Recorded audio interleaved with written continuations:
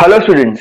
आज हम एक नया यूनिट शुरू करने वाले हैं जो कि है unit number 3 light semiconductor interaction. इस वीडियो में हम ये यूनिट का फर्स्ट टॉपिक समझेंगे जो कि है एब्सॉर्प्शन ऑफ रेडिएशन। ये क्वेश्चन जनवरी 19 में 4 मार्क्स के लिए पूछा जा चुका है। So I hope you are ready with your pen and paper. So without wasting much time let us start this video. अब एब्सॉर्प्शन ऑफ रेडिएशन समझने के लिए हम बोहर एटॉमिक मॉडल का रिवाइज करेंगे।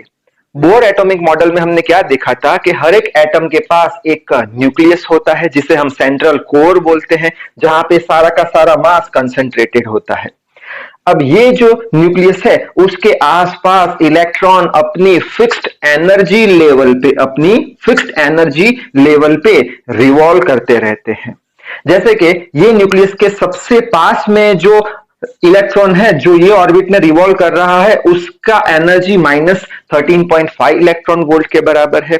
यानी कि ये जो एनर्जी लेवल है इसमें जितने भी इलेक्ट्रॉन होंगे सबकी एनर्जी -13.5 इलेक्ट्रॉन वोल्ट के बराबर होगी। इसके बाहर जो ऑर्बिट है वो ऑर्बिट की भी एक फिक्स्ड एनर्जी लेवल है -0.85 इलेक्ट्रॉन वोल्ट। ठीक है, अच्छा, यानी कि ये एनर्जी कम है, ये एनर्जी ज्यादा है। क्यों? क्योंकि ये जो एनर्जी है -0.85 इलेक्ट्रॉन वोल्ट ये जीरो के थोड़े पास में है, लेकिन ये एनर्जी जीरो के बहुत दूर है। यानी ये हमारा हो गया हायर एनर्जी लेवल और ये हमारा हो गया लोअर एनर्जी लेवल। ठीक है, अब हम ऐसा अज्यूम करते हैं कि लोअर एनर्जी लेवल पे एक इलेक्ट्रॉन अभी प्रेजेंट है।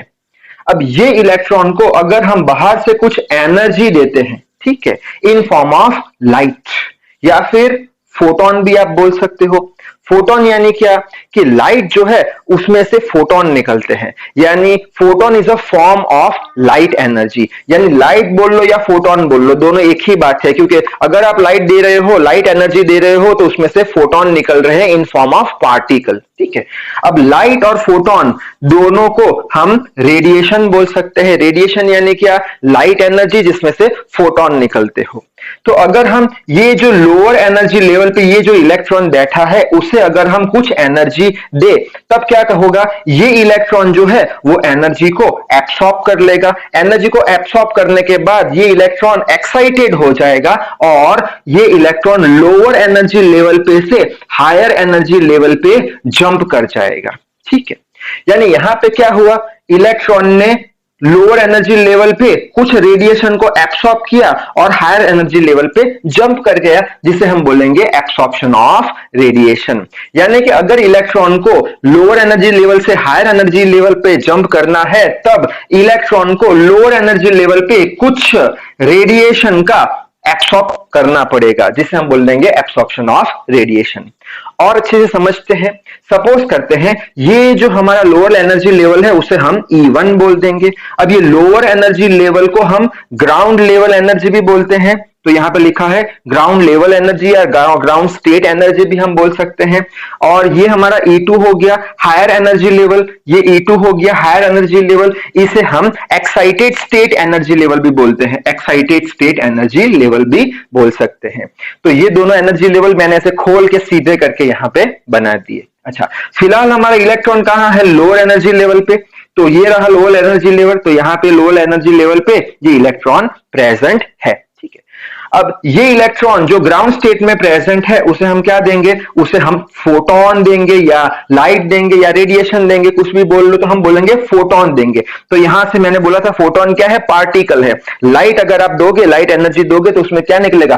फोटोन निकलेगा इन फॉर्म ऑफ पार्टिकल। तो हमने इसको फोटोन दिया और फोटोन की एनर्जी हमेशा हम h न्यू के बराबर मानेंगे, जहां पे h जो है वो प्लांक कांस्टेंट है और न्यू है वो फोटोन की फ्रीक्वेंसी है, यानी एक सेकंड में नंबर ऑफ साइकिल। अब इतनी एनर्जी हमने दी ये इलेक्ट्रॉन को, तो क्या होगा? ये इलेक्ट्रॉन क्या करेगा? जो फोटोन ने एनर्जी दी है उसे एब्सॉर्ब कर देगा और जंप कर जाएगा हायर एनर्जी लेवल पे।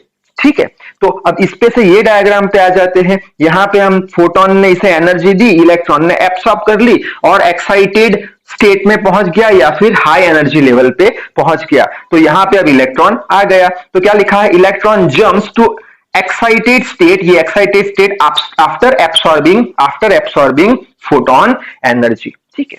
तो इसकी अगर डेफिनेशन लिखनी हो तो कैसे लिखेंगे, यहां पे मैंने लिख के रखी है, the phenomena of absorbing the radiation, the phenomena of absorbing the radiation बोल लो या फोटोन बोल लो, by an electron present at ground level, present at ground level and jumps to higher energy level, and jumps to higher energy level is called absorption of radiation। ठीक है। अच्छा, अब दूसरा एक क्वेश्चन आएगा क्या, कि अगर इलेक्ट्रॉन को यहां से यहां तक जंप कराना है तब कुछ एनर्जी देनी पड़ेगी।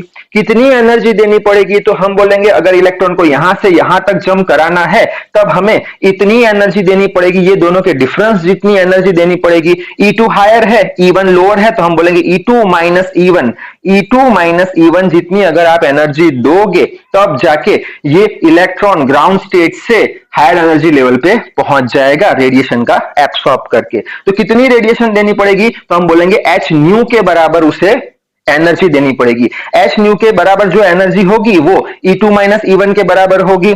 h न्यू के बराबर जो एनर्जी होगी वो E2 माइनस E1 के बराबर होगी। यहाँ पे हम ये न्यू जो है फ्रीक्वेंसी उसे सब्जेक्ट बना देते हैं, तो ये इक्वेशन आपको याद रखना होगा। जहां पे न्यू क्या है, न्यू है फ्रीक्वेंसी ऑफ फोटोन एनर्जी, और E2 माइनस E1, E2 यानी क्या है हायर एनर्जी लेवल, E1 यानी लोअर एनर्जी लेवल, और H क्या है प्लांक कांस्टेंट जिसका ये वैल्यू है 6.67 इंटू 10⁻⁻³ मीटर स्क्वायर kg पर सेकंड। तो ये सारी बातें आपको लिखनी है ये क्वेश्चन में। तो इस वीडियो में बस इतना ही। So till then read hard, work hard. Thank you very much.